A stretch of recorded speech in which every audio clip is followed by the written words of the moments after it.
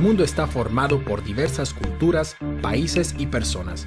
Sin embargo, más allá de las diferencias, existe un rasgo común fundamental.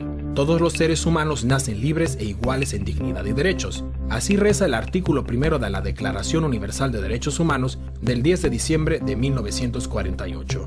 Los derechos humanos se han convertido en uno de los conceptos más importantes de la historia de la humanidad.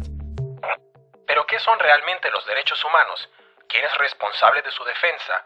¿Y son realmente válidos para todos los seres humanos? Se entienden por derechos humanos aquellos que corresponden a toda persona por el solo hecho de serlo. Son innatos. Los derechos humanos tienen validez sin excepción para todo ser humano en cualquier parte del mundo. Son, por lo tanto, universales. Son válidos para todas las personas por igual, independientemente de su raza, religión, sexo, orientación sexual, color de piel, edad u otras características que puedan diferenciar a los seres humanos entre sí. Los derechos humanos forman parte del derecho internacional. Ya la Carta de las Naciones Unidas de 1946 contenía importantes pasajes dedicados a la protección y el significado de los derechos humanos. El primer acuerdo internacional al respecto es la Declaración Universal de Derechos Humanos de las Naciones Unidas de 1948. En 1966, la ONU aprobó otros dos instrumentos internacionales, el Pacto Internacional de Derechos Civiles y Políticos y el Pacto Internacional de Derechos Económicos, Sociales y Culturales. Juntos se denominan Leyes Internacionales de Derechos Humanos. Son la base jurídica más importante a este respecto. A todos ellos hay que añadir otra serie de convenciones. La Convención sobre el Estatuto de los Refugiados, la Convención sobre los Derechos del Niño, la Convención contra la Tortura y la Convención sobre los Derechos de las Personas con Discapacidad.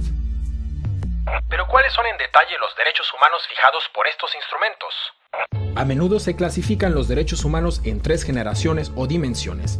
La primera dimensión, los derechos civiles y políticos clásicos. A este grupo pertenecen el derecho a la vida y la integridad física, la prohibición de la esclavitud y el trabajo forzoso, la protección contra la tortura, la libertad de opinión, la libertad de conciencia y religión, una amplia prohibición de la discriminación, además del derecho al voto.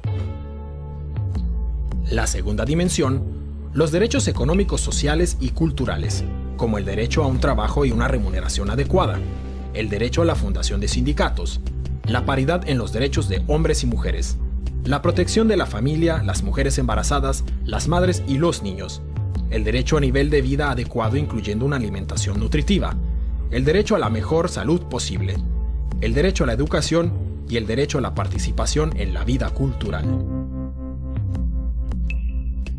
La tercera dimensión está compuesta por los derechos colectivos, por ejemplo, el derecho a la autodeterminación, el derecho al desarrollo, el derecho a un medio ambiente limpio y el derecho a la paz.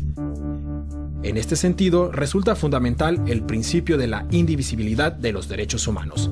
Según este principio, no puede establecerse una jerarquía entre los derechos políticos, económicos, sociales y culturales. Los derechos humanos deben garantizarse conjuntamente.